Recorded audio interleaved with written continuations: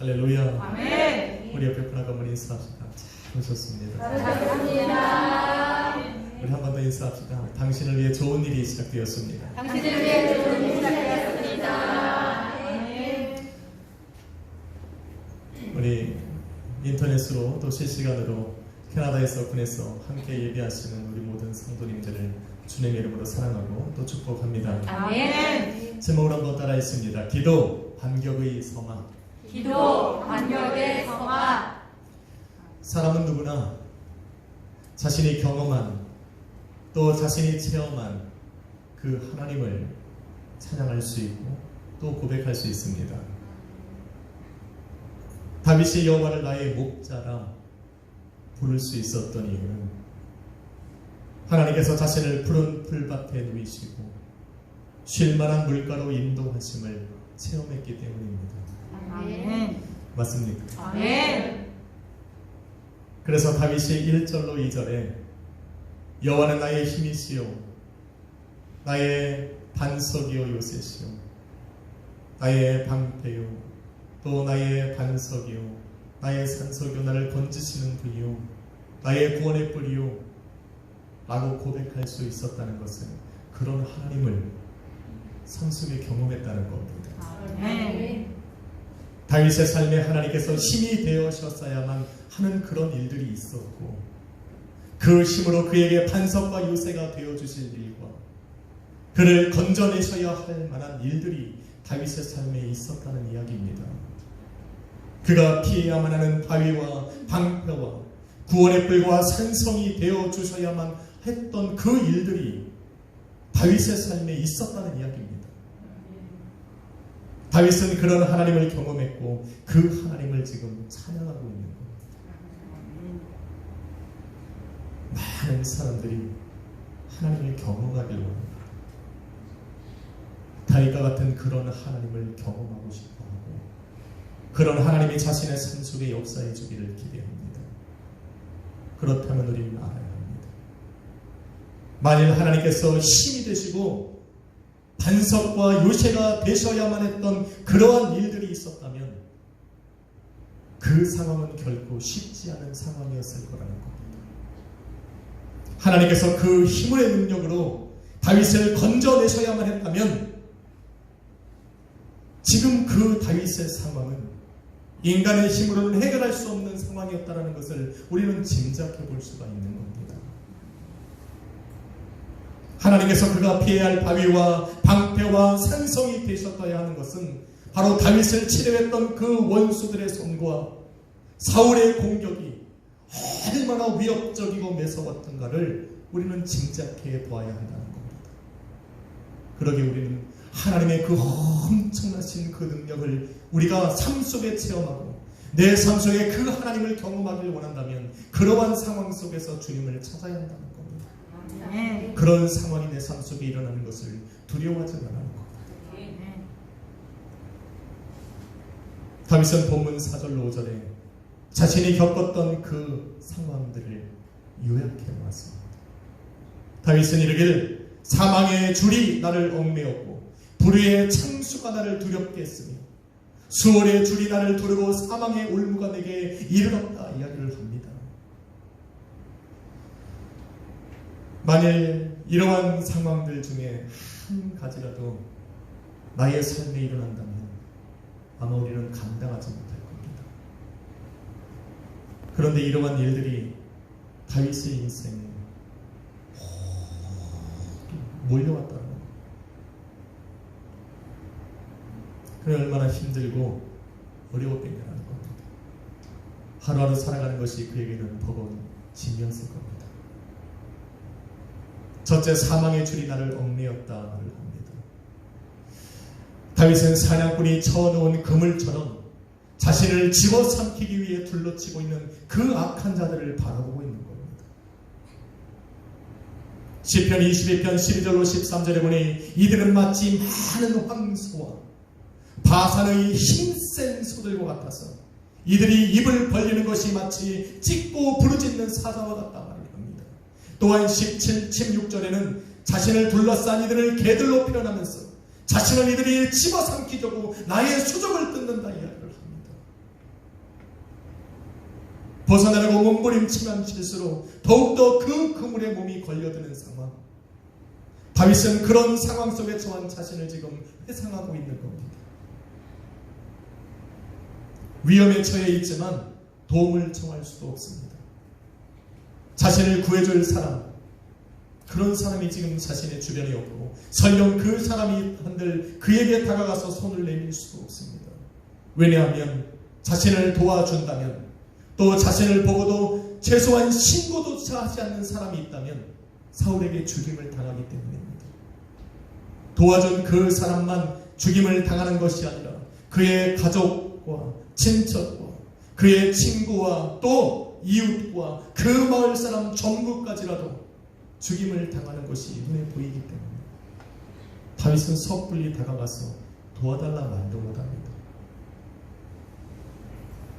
마귀가 성도를 무너뜨리고자 작정을 하면 이렇게 올라가버립니다. 의지하던 모든 것을 가로막아버립니다.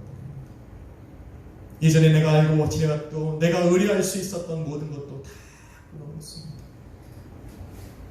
사망의 줄로 나를 얽매이듯이 나를 꽁꽁 싸매서 꼼짝달싹 못하게 하는 게 나입니다.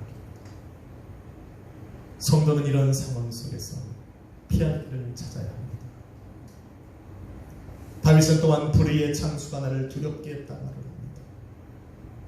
좁은 골짜기를 삼켜버리는 큰 유처럼, 시내를 삼켜버리는 홍수처럼 이러한 불의가 밀려와서 다윗을 지금 엄습하고 있다는 이야기입니다.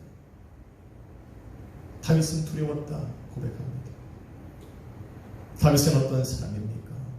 넓은 들판에서 사자와 곰과 같은 맹수들을 맨손으로 때려잡았던 사람입니다. 골리앗 장수를 물맷돌 하나만으로 쳐 죽일 수 있었던 그런 사람입니다. 그게 다윗이었습니다. 이스라엘 중에 가장 용맹했던 사람이고 전쟁에 능한 자였습니다. 그런데 그런 다윗이 두려움을 느낄 정도로 불의가 밀려왔다. 다윗이 두려워했던 불의가 무엇일까? 의롭지 못한 자, 불의한 자들로 우리는 해석할 수 있습니다. 그런데 원어에 보니 불의란 베리알이라 말합니다. 베리알의 원뜻은 악한, 불경건한, 사악한 자들이라는 뜻입니다. 그런데 그 뒷면에 또 다른 의미에는 파멸과 죽음이라는 의미가 있습니다. 다윗은 지금 파멸과 죽음이 자신에게 홍수처럼 밀려온다 지금 이야기하는 겁니다. 그 계곡을 사로잡은 급류처럼 자신의 삶에 급하게 밀려온다 말합니다. 그 상황이 어떤지는 말하고 있지 않지만 그렇게 갑작스럽게 밀려오는 파멸과 죽음의 상황이 자신을 지금 두렵게 한다. 여러분의 삶에는 이런 것이 없습니까? 예상치 않았던 삶, 내 삶의 내일이 보이지 않고 앞으로 전진하지도 못하게 만드는 그러한 급작스러운 상황들이 우리를 두렵게 할 때가 있다는 겁니다. 다윗은 여기서 소망을 발견해야 했습니다. 셋째로 다윗은 스올의 줄이 나를 두르고 사망의 올무가 내게 이르렀다 고백합니다. 스올, 죽은 자의 세계, 돌아올 수 없는 곳, 지옥 구덩이 라는 뜻으로 성경에서는 음부라는 말로 사용되기도 합니다. 그래서 사망이라는 말과 스올이라는 말은 의미가 같습니다. 그래서 본문에 스올의 줄이 나를 두른다는 것과 사망의 올무가 내게 이르렀다는 것은 같은 상황, 같은 표현을 하고 있는 겁니다. 쉽게 말해 죽음의 위기에 둘러싸여 있다는 이야기입니다. 한 걸음만 더 나아가면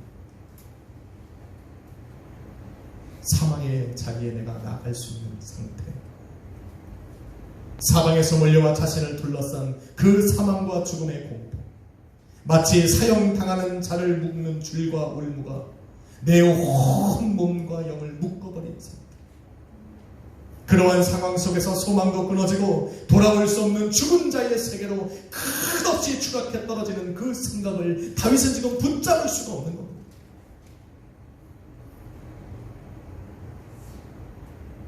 나는 숨을 쉬고 있지만 잠시 후면 내가 저 돌아올 수 없는 저 죽은 자의 세계로 나는 갈 것이라고 하는 그 생각들, 지금 다윗은 붙잡을 수가 없습니다. 누군가 자신을 붙잡아주지 않으면 벗어나올 수 없는 상황에 갇혀버린 겁니다. 끝없이 추락해버리는 그 생각을 누군가 바꿔주지 않으면 그대로 저 사망의 자리에 이를 수밖에 없는 그런 상황에 지금 다윗은 갇혀있는 겁니다.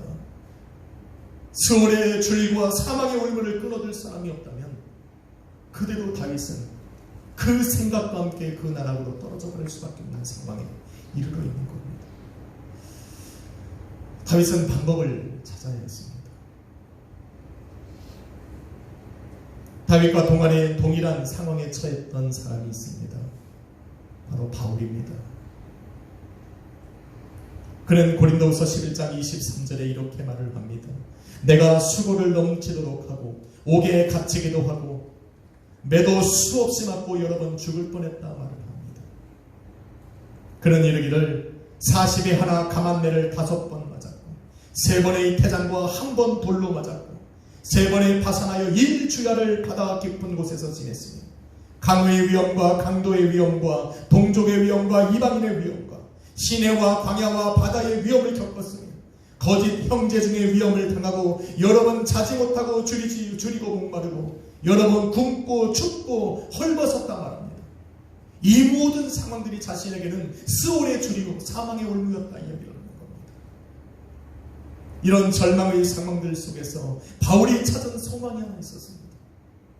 바로 다윗이 찾았어야 하는 그 소망, 그런 상황 속에 거하고 있는 성도들이 찾아야 될 그 소망을 바울이 찾았습니다. 고린도서 1장 9절에 이르길 우리 마음에 사형 선고를 받은 줄 알았지만 이것은 바로 우리로 자신을 의뢰하지 않고 오직 죽은 자를 다시 살리시는 하나님만 의뢰하게 하십니다. 아멘. 할렐루야. 바울이 찾은 방법입니다. 그러한 상황 속에 처하고 있는 성도들에게 지금 바울이 던져주는 방법입니다. 바울이 찾은 소망, 곧 시온의 줄과 사망의 올무에서 벗어날 수 있는 유일한 길은 하나님을 의뢰하는 것이라 말합니다. 할렐루야. 더 나아가서 하나님을 의뢰하기 위해서 지금까지 자신이 의지하고 의뢰해왔던 그 자신을 버리는 것이 방법이라 말합니다. 말은 쉽지, 하나님을 의뢰하는 것은 쉬워도 지금까지 자신을 의뢰하며 살아왔던 내 생각을 버리는 것은 더 어렵습니다. 바울도 쉬웠는 줄 아십니까? 아니요, 바울도 어려웠어요. 가진 것이 많은 사람은 더 어려운 겁니다. 의지할 것이 많이 가지고 있었던 사람은 더 힘든 겁니다. 사도행전 22장 3절에 보니 바울은 가말리알 문화에서 율법의 엄한 교육을 받은 자, 하이 클래스였다. 많은 사람들에게 명성과 명예를 얻는 사람, 존경을 받을 수 있는 그런 사람이었다는 겁니다. 빌립보서 3장 5절로 6절에 보니 바울은 자신이 육체로 자랑할 것을 이야기를 합니다. 나는 8일 만에 할례를 받고 이스라엘 족속이요 베냐민 지파요 히브리인 중에 히브리인이요 율법으로는 바리새인이요 열심히는 교회를 박해할지라도 율법의 의로는 흠이 없는 자라 이야기를 합니다. 육체를 자랑하고자 하면 한두 끝도 없다는 얘기입니다.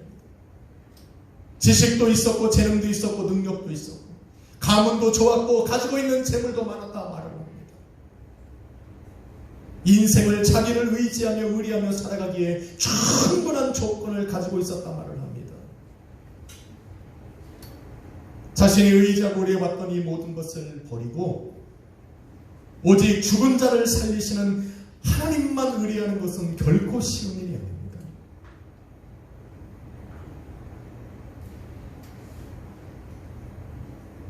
그러나 하나님께서는 바울로 그렇지 않고는 벗어날 수 없는 환경을 만들어 버리시고 나의 생각과 힘으로는 놓을 수 없으니 하나님이 그걸 놓을 수밖에 없는 환경을 만들어요.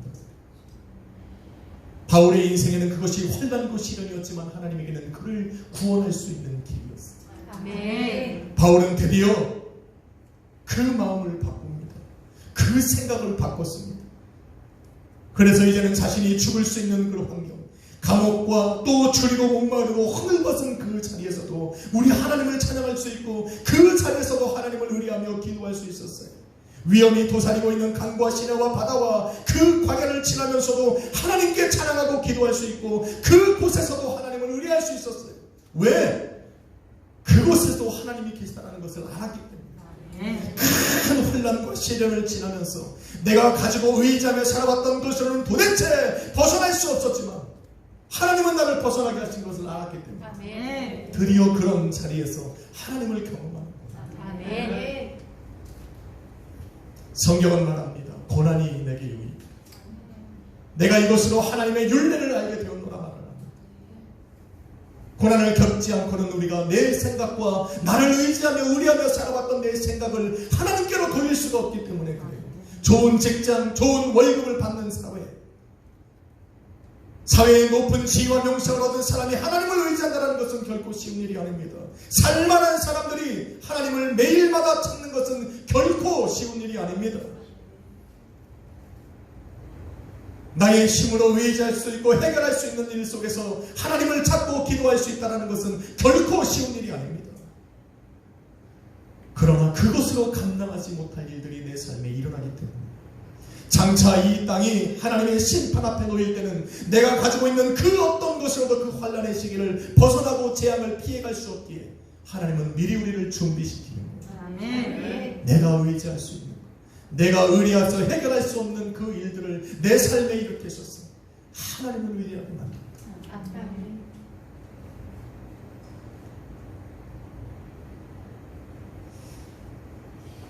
바울이 찾은 소망이요 방법이 바로 그것이었어요. 다윗도 하나님을 의지하여 자신의 문제를 하나님께 의뢰합니다. 본문 3절에 이르길 내가 찬송받으실 여호와께 아뢰리니 내가 원수들에게서 구원을 얻으리로다 말합니다. Call to the Lord.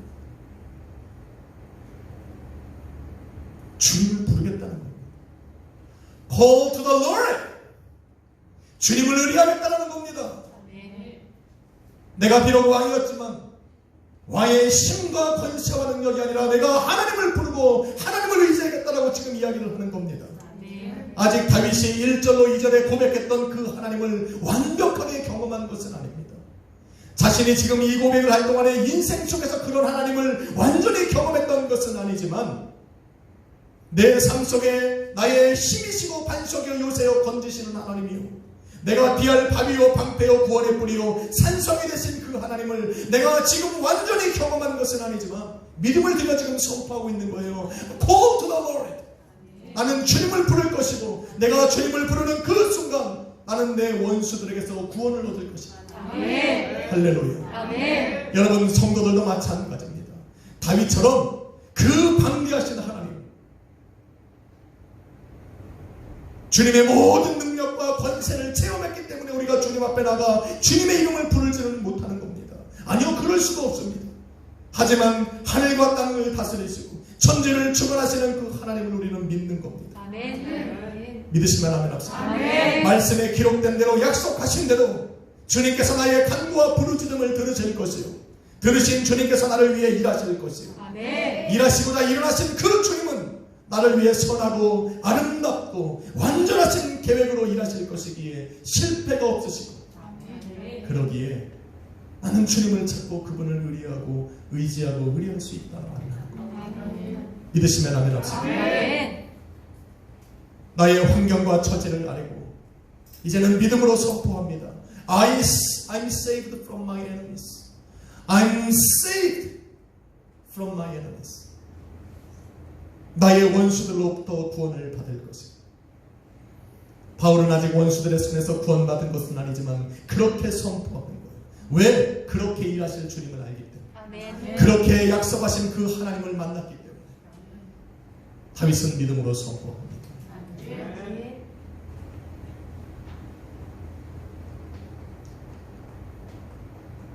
다윗의 이런 믿음의 선포와 당신을 의리하여 구하는 그 기도에 우리 하나님이 응답하십니다. 저와 여러분의 읽은 6절에 보니 다윗의 믿음에 응답하시는 하나님이 나타납니다. 내가 환난 중에 여호와께 아뢰며 나의 하나님께 부르짖었더니 그가 그의 성전에서 내 소리를 들으시며 그의 앞에서 나의 부르짖음이 그의 귀에 들렸도다. 아멘. 다윗이 어린 시절 왕의 기름 부음을 받고 성인이 되어 이스라엘 왕이 되고 노년에 이르기까지 왕으로서 통치할 수 있는 그 수십 년의 세월 동안 겪어야 했던 위협들,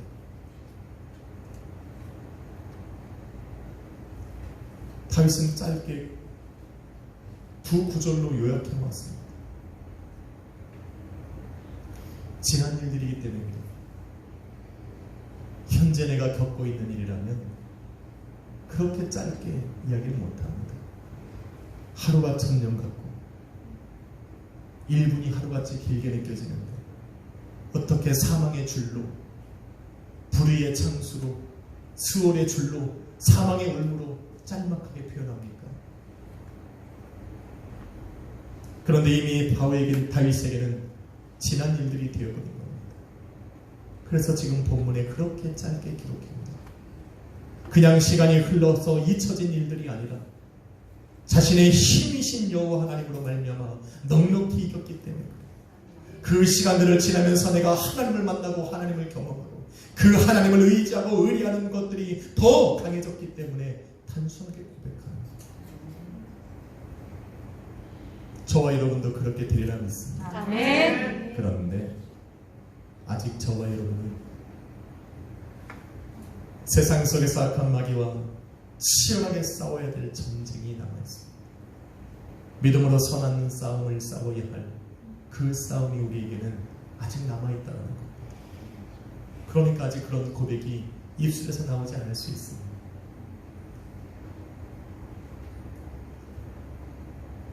그러니까 힘을 내야 돼요. 다윗과 바울이 그랬듯 하나님을 의지하는 방법을 찾아야 됩니다. 나의 힘이신 주님, 나의 반석과 요새와 나를 건지시는 하나님, 나의 비할 바위와 방패와 구원의 뿔과 산성이 되신 주님만 의리하는 방법을 찾아야 됩니다. 아멘. 그러기 위해 나를 의리하며 살았던 나를 포기할 수 있어야 됩니다. 내 삶에 다가오는 모든 삶의 환경과 환난과 시련이 다가올 때마다 내가 해야 되는 것은 나를 포기하는 거예요. 내가 할 수 있었다면, 내가 해결할 수 있고 벗어날 수 있고 또 내 스스로 나를 건져낼 수 있었다면 우리는 그것을 환난이라 이야기하지 않습니다. 시련이라 이야기하지 않습니다. 그것이 내 삶의 고난이라 이야기하지 않습니다. 그것을 느낀다면 하나님께서 나를 의리하며 살아왔던 나를 버리라 말하고 있는, 오직 나를 죽은 자에서 살리시는 그 하나님만 의지하고 의리하라는 말이구나. 그 하나님을 의리하는 방법을 매일 찾아야 됩니다. 아멘.